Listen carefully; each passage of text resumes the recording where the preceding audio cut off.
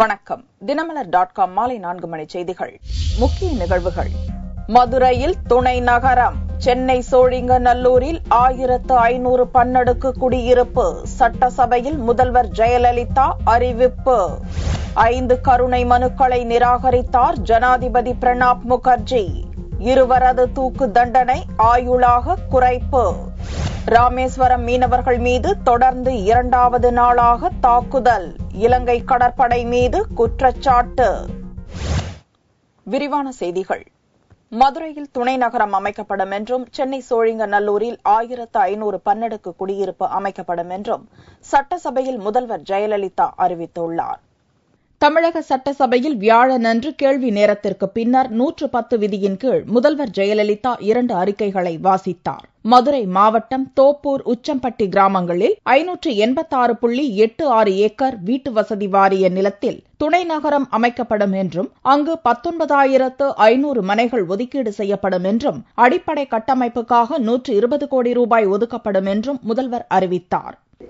மதுரையிலிருந்து சுமார் 15 கிலோமீட்டர் தொலைவில் விமான நிலையத்திற்கு அருகில் மதுரை திருநெல்வேலி 4 வழி பாதையில் தோப்பூர் மற்றும் உச்சப்பட்டி கிராமங்களில் தமிழ்நாடு வீட்டு வசதி வாரியத்திற்கு சொந்தமான 586.86 ஏக்கர் நிலத்தில் ஒருங்கிணைந்த துணைக்கோள் நகரம் ஒன்று உருவாக்கப்படும். இந்த துணைக்கோள் நகரத்தில் 19,500 மனைகள் உருவாக்கப்படும். இந்த புதிய துணைக்கோள் நகரத்தில் அடிப்படை வசதிகளான சாலைகள், குடிநீர் வசதி, கழிவுநீர் வடிகால் வசதி, தெருவிளக்குகள், மழைநீர் சேகரிப்பு திட்டம் மற்றும் பூங்காக்கள் ஆகியவைகள் 120 கோடி ரூபாய் மதிப்பீட்டில் அமைக்கப்படும். மேலும் சென்னை சோழிங்கநல்லூரில் 612 கோடி ரூபாயில் 10 மாடிகளை கொண்ட 1500 பன்னடுக்கு மாடி குடியிருப்புகள் கட்டப்படும் என்றும் அறிவித்தார். சென்னை, காஞ்சிபுரம், கோவை, ஈரோடு, கிருஷ்ணகிரி, சேலம், விருதுநகர், திண்டுக்கல், திருச்சி ஆகிய 9 மாவட்டங்களில் 1630 தனி வீடுகள், 2792 அடுக்குமாடி குடியிருப்புகள் ஆகியன 918 கோடியே 45 லட்சம் ரூபாய் மதிப்பீட்டில் கட்டப்படும் என்றும் முதல்வர் ஜெயலலிதா அறிவித்தார். சென்னை உள்ளிட்ட பிற மாவட்டங்களில் உள்ள 3500 குடிசை மாற்று வாரிய வீடுகள் இடிக்கப்பட்டு நடப்பாண்டிலேயே 280 கோடி ரூபாய் செலவில் புதிய குடியிருப்புகள் கட்டப்படும் என்றும் ஜெயலலிதா அறிவித்தார். முதல்வர் வாசித்த மற்றொரு அறிக்கையில் தமிழ்நாடு நீர்வள நிலவள திட்டத்தின் கீழ் இந்த ஆண்டில் 17 மாவட்டங்களில் உள்ள ஏரிகள், அணைக்கட்டுகள் மற்றும் வாய்க்கால்கள் புனரமைக்கப்படும் என்றும் பெரம்பலூர் மாவட்டத்தில் உள்ள 10 கிராமங்களின் 4194 ஏக்கர் புன்சை நிலங்கள் புதியதாக பாசன வசதி பெறும் வகையில் 108 கோடி ரூபாய் மதிப்பீட்டில் மருதையாற்றின் குறுக்கே நீர்த்தேக்கம் அமைக்கப்படும் என்றும் முதல்வர் ஜெயலலிதா அறிவித்தார். 5 கொடூரமான கொலை வழக்குகளில் தூக்கு தண்டனை பெற்றவர்களின் கருணை மனுக்களை ஜனாதிபதி பிரணாப் முகர்ஜி நிராகரித்துள்ளார். 2 கருணை மனுக்கள் மீது தண்டனையை குறைத்துள்ளார். 7 கொடூரமான கொலை வழக்குகளில் தூக்கு தண்டனை விதிக்கப்பட்ட 9 பேரின் கருணை மனுக்களை ஜனாதிபதி பிரணாப் முகர்ஜியின் பரிசீலனைக்கு உள்துறை அமைச்சகம் கடந்த பிப்ரவரி மாதம் அனுப்பி வைத்தது.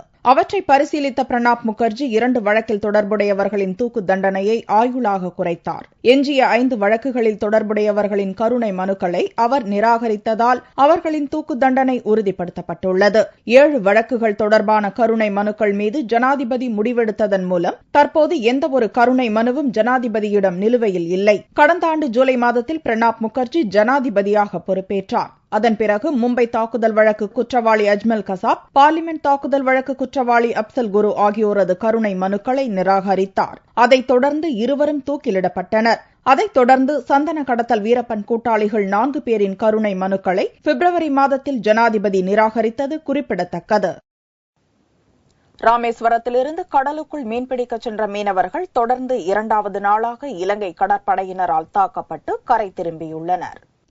ராமேஸ்வரத்திலிருந்து புதன்கிழமையன்று 500 விசை படகுகளில் மீனவர்கள் கடலுக்குள் மீன்பிடிக்க சென்றனர். பாக் ஜலசந்தி அருகே மீன்பிடித்துக் கொண்டிருந்த போது அங்கு ரோந்து வந்து கொண்டிருந்த இலங்கை கடற்படையினர் மீனவர்களை கண்மூடித்தனமாக தாக்கியதுடன் வலைகளை பறித்து கடலுக்குள் வீசி எறிந்துள்ளனர். இதனால் அச்சமடைந்த மீனவர்கள் பதற்றத்துடன் கரை திரும்பினர். இலங்கை கடற்படையினர் நடத்தும் தாக்குதலை தடுக்க அரசு நடவடிக்கை எடுக்க வலியுறுத்தி மாவட்ட கலெக்டர் நந்தகுமாரிடம் மீனவர்கள் மனு அளித்தனர். மீனவர்கள் கல்லால் எரிஞ்சு தாக்குவது, அருவாக்கம்பு கத்தி எடுத்துலாம் போன வாரத்துக்குள்ள பார்த்தீங்கன்னா கத்தி எடுத்து மீனவர்களுடைய கையை வெட்டி விட்டுருக்காங்க.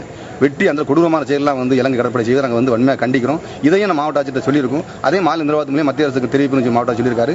இதை மத்திய அரசாங்கம் உடனே கவனம் செலுத்தி இலங்கை கடற்படை எச்சரிக்கணும். ஏன்னா எங்களை அடிக்கவோ அடிச்சு கொல்லவோ எங்களை வெட்டுவதற்கோ எந்த நாட்டு ராணுவத்துக்கு அதிகாரம் கொடுக்கப்பட்டிருக்கும். 16 நாள் போராட்டத்திற்கு பின்னர் திங்கட்கிழமை முதல் கடலுக்குள் மீன்பிடிக்க சென்ற தமிழக மீனவர்கள் மீது இலங்கை கடற்படையினர் 2வது நாளாகவும் தாக்குதல் நடத்தியுள்ள சம்பவம் ராமேஸ்வர பகுதி மக்களிடம் கொந்தளிப்பை ஏற்படுத்தியுள்ளது. போலீஸ் தாக்கியதில் மாணவர் பலியானதை கண்டித்து கொல்கத்தாவில் முழு அடைப்பு போராட்டம் நடத்தப்பட்டது.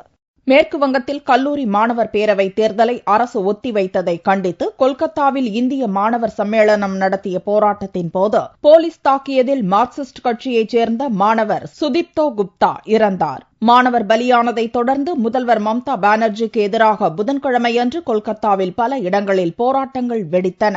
மாணவரின் உடலுக்கு அஞ்சலி செலுத்த வந்த மம்தா பானர்ஜியை மாணவர்கள் தடுத்து நிறுத்தி திருப்பி அனுப்பினர். இந்நிலையில் மாணவரின் சாவுக்கு காரணமான போலீசை கண்டித்து கொல்கத்தாவில் கம்யூனிஸ்ட் மாணவர் இயக்கங்கள் சார்பில் முழு அடைப்பு போராட்டம் வியாழனன்று நடத்தப்பட்டது. இதனால் நகரில் குறைந்த அளவிலேயே வாகனங்கள் ஓடின. பந்தை முன்னிட்டு சில இடங்களில் மறியல் போராட்டமும் நடத்தப்பட்டது. இதனிடையே மகன் சுதீப்தோ குப்தாவின் சாவு குறித்து சிபிஐ விசாரணைக்கு உத்தரவிட வேண்டும் என அவரது தந்தை பிரணாப் குப்தா வலியுறுத்தியுள்ளார். மாணவர்களை கைது செய்து பஸ்ஸில் போலீசார் அழைத்துச் சென்றபோது ஜன்னல் வழியே எட்டி பார்த்த சுதீப்தோ குப்தாவின் தலை கம்பத்தில் பட்டதே உயிரிழப்புக்கு காரணம் என்று அரசு தரப்பு கூறி வருகிறது. ஒடிசா மாநிலத்தில் நின்றிருந்த சரக்கு ரயில் மீது எக்ஸ்பிரஸ் ரயில் மோதியது. அதிர்ஷ்டவசமாக உயிரிழப்பு ஏதுமில்லை. ஒடிசா மாநிலம் புரியிலிருந்து சத்தீஸ்கர் மாநிலம் துர்க் நகருக்கு புரி துர்க் எக்ஸ்பிரஸ் ரயில் புதன்கிழமை நள்ளிரவில் சென்று கொண்டிருந்தது. ஒடிசா தலைநகர் புவனேஸ்வர் அருகே மாஞ்சேஸ்வர் பகுதியில் சென்றபோது நின்றிருந்த சரக்கு ரயிலின் பின்புறத்தில் மோதியது. இந்த விபத்தால் சரக்கு ரயிலின் 5 பெட்டிகள் தடம் புரண்டன. ஆனால் எக்ஸ்பிரஸ் ரயிலில் இருந்த யாருக்கும் உயிரிழப்பு ஏற்படவில்லை. விபத்து நடந்தபோது எக்ஸ்பிரஸ் ரயில் மிகவும் மெதுவாக வந்ததால் யாருக்கும் பெரிய அளவில் காயமும் ஏற்படவில்லை. இந்த விபத்தால் சென்னை ஹவுரா இடையிலான ரயில் மார்க்கத்தில் சில மணி நேரம் போக்குவரத்து முற்றிலும் ஸ்தம்பித்து போனது. 12 ரயில்கள் வெவ்வேறு இடங்களில் நிறுத்தப்பட்டதால் பயணிகள் கடும் அவதிப்பட்டனர். விபத்துக்கான காரணம் குறித்து கிழக்கு ரயில்வே நிர்வாகம் இலாகா பூர்வ விசாரணைக்கு உத்தரவிட்டுள்ளது. பேயோட்டுவதாக கூறி பெண்ணை கற்பழித்த சாமியாரை டெல்லி போலீசார் கைது செய்துள்ளனர். டெல்லி மோடிபாக் பகுதியைச் சேர்ந்த ஒரு பெண்ணுக்கு உடல் நலம் பாதிக்கப்பட்டது. அந்த பெண்ணுக்கு பேய் பிடித்து விட்டதாக கருதிய கணவனும் அவளது தாயும் ஹீராலால் என்ற சாமியாரை பேயோட்டுவதற்காக வீட்டுக்கு அழைத்து வந்தனர். கதவை தாழ்போட்டு மாந்திரீக பூஜைகள் செய்வதாக கூறிய ஹீராலால் அந்த பெண்ணை மயக்கமடைய செய்து பலாத்காரம் செய்துவிட்டார். மயக்கம் தெளிந்ததும் அந்த பெண் தனக்கு நேர்ந்த அவலத்தை கணவனிடம் சொல்ல விவகாரம் போலீசுக்கு போனது. हवन टाइप का बनाया, उसमें उसने मेरे से मार्केट से गूगल टाइप का होता है वो भी मंगाया और गूगल में उसने वो गूगल डाला, उसमें उसने हवन करके मेरी बीवी को सुंगाया, पता नहीं क्या करा, मेरे को और मेरी मम्मी को मेरे बच्चों को अंदर कर दिया उसने. இதனிடையே மருத்துவ பரிசோதனையில் அந்த பெண்ணை சாமியார் ஹீராலால் பலாத்காரம் செய்திருப்பது தெரிய வந்தது. அதைத் தொடர்ந்து சாமியாரை போலீசார் கைது செய்து சிறையில் அடைத்தனர். தமிழகத்தில் ஏற்பட்டுள்ள வறட்சியால் கறவை மாடுகள் வளர்ப்பு தொழிலில் பெரும் பாதிப்பு ஏற்பட்டு பால் உற்பத்தியும் கடுமையாக பாதித்துள்ளது.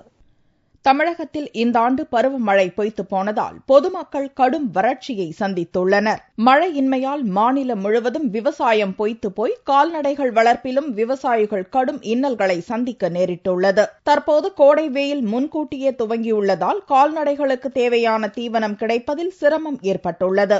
இதனால் கறவை மாடுகள் வைத்து பால் உற்பத்தி தொழில் செய்து வரும் விவசாயிகள் வேதனை அடைந்துள்ளனர். பருவமழை பொய்த்து போனதால் வைக்கோல், சோளத்தட்டு போன்ற கால்நடை தீவனங்களின் விலை கடுமையாக உயர்ந்துள்ளது. இந்த விலையேற்றம் பால் உற்பத்தியாளர்களை பெரிதும் பாதித்துள்ளது. தீவனங்களின் விலையேற்றம் மற்றும் காய்ந்து போன மேய்ச்சல் நிலங்கள் உள்ளிட்ட பல்வேறு காரணங்களால் விவசாயிகள் தங்களுடைய மாடுகளை பராமரிக்க முடியாமல் இறைச்சிக்காக விற்பனை செய்யும் அவலத்திற்கு தள்ளப்பட்டுள்ளனர். அரசு இதுகுறித்து உடனடியாக நடவடிக்கை மேற்கொண்டு கால்நடை தீவனங்களின் விலை உயர்வை கட்டுப்படுத்தினால் மட்டுமே பால் உற்பத்தி தொழில் சீராகும் என்று பால் உற்பத்தியாளர்கள் வலியுறுத்தியுள்ளனர். கடுமையான வறட்சி, அரசாங்கத்தினுடைய ஒரு ஆதரவு, ஒத்துழைப்பு இல்லாத சூழ்நிலை, இந்த பால் தொழிலை கண்டுகொள்ளாமல் இருக்கிற நிலைமை, இதனுடைய விளைவு இன்றைக்கு ஒட்டுமொத்த பால் தொழிலையே, பால் உற்பத்தியாளர்களுடைய வாழ்க்கையே கேள்விக்குறியாக்கிற சூழ்நிலைக்கு மாறியுள்ளது. நீங்க அரசாங்கத்தின் மூலம் கொடுத்து கொண்டிருந்த அந்த கலப்பு தீவனங்கள் உற்பத்தி எல்லாம் அரசாங்கம் பண்ற மாதிரியே இல்லை. இப்போ அரசாங்கத்தின் வசம் இருந்த இந்த கூட்டுறவு மூலம் கொடுத்து கொண்டிருக்கிற கலப்பு தீவன தொழிற்சாலைகள் எல்லாம் கிட்டத்தட்ட மூடுகிற நிலைமையில் தான் இருக்குது. அரசு விரைந்து நடவடிக்கை எடுக்காவிட்டால் கடும் வறட்சியால் தமிழகத்தில் விரைவில் பாலுக்கான தட்டுப்பாடு அதிகரிக்கும் என்றும் பரமசிவம் கவலை தெரிவித்துள்ளார். அரசை எதிர்பார்க்காமல் மதுரை கேசம்பட்டி பஞ்சாயத்து மக்கள் தங்களது கிராமத்துக்கு தாங்களே சாலை அமைத்து முடித்துள்ளனர். மதுரை மாவட்டம் வெள்ளிமலைப்பட்டி இணைப்பு சாலையிலிருந்து 1.5 கிலோமீட்டர் தொலைவில் அடுத்தடுத்து உள்ள முல்லை நகரம், சிற்றருவிப்பட்டி கிராமங்களில் நூற்றுக்கணக்கான விவசாய குடும்பத்தினர் வசித்து வருகின்றனர். இந்த பகுதியில் கம்பு, சோளம், திணை, உளுந்து போன்ற பயிர்கள் விளைவதோடு தென்னை சாகுபடியிலும் அப்பகுதி மக்கள் ஈடுபட்டுள்ளனர்.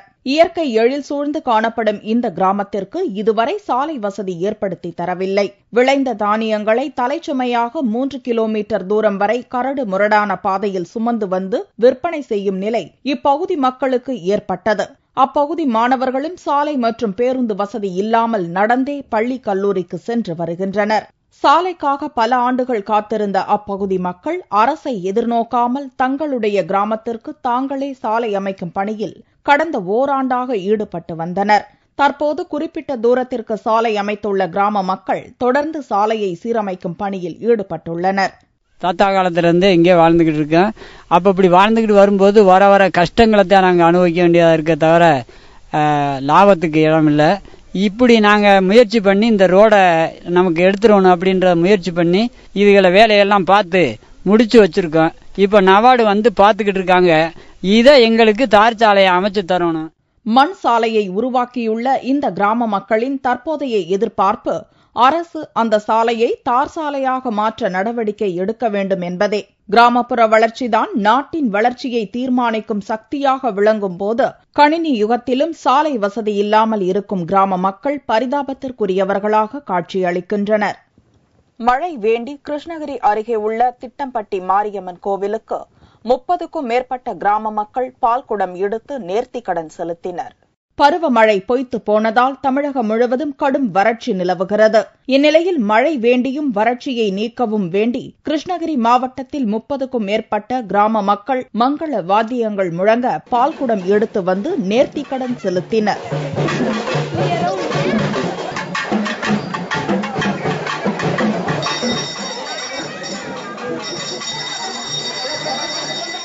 கிருஷ்ணகிரி திட்டப்பட்டியில் உள்ள மாரியம்மன் கோவிலில் நடந்த இந்த சிறப்பு வழிபாட்டில் ஆயிரக்கணக்கானோர் கலந்து கொண்டனர். முன்னதாக வியாழக்கிழமையன்று அதிகாலையில் கோவிலின் நடை திறக்கப்பட்டு அம்மனுக்கு சிறப்பு அபிஷேக ஆராதனைகள் செய்யப்பட்டன. இதைத் தொடர்ந்து பக்தர்கள் ஊர்வலமாக கொண்டு வந்த பால்குடங்களை பெற்று அம்மனுக்கு பாலபிஷேகம் செய்யப்பட்டது. பின்னர் மழை வேண்டி சிறப்பு பிரார்த்தனை நடைபெற்றது.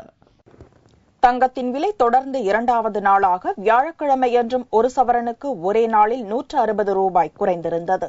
ஒரு சவரன் தங்கம் 21,704 ரூபாய்க்கு விற்பனையானது. 1 கிராம் ஆபரண தங்கம் 2,713 ரூபாயாக இருந்தது.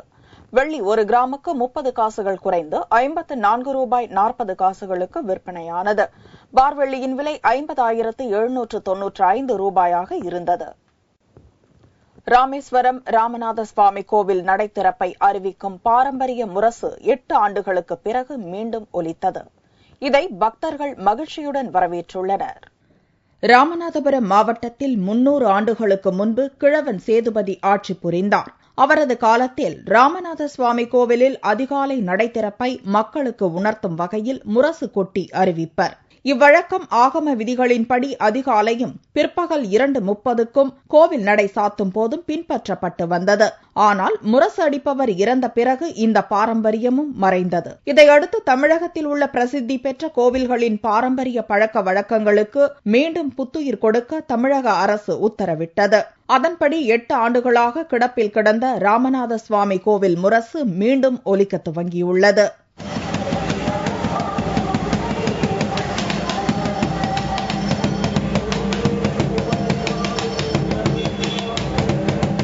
தாத்தா ஆரம்பிச்சிருக்காரு.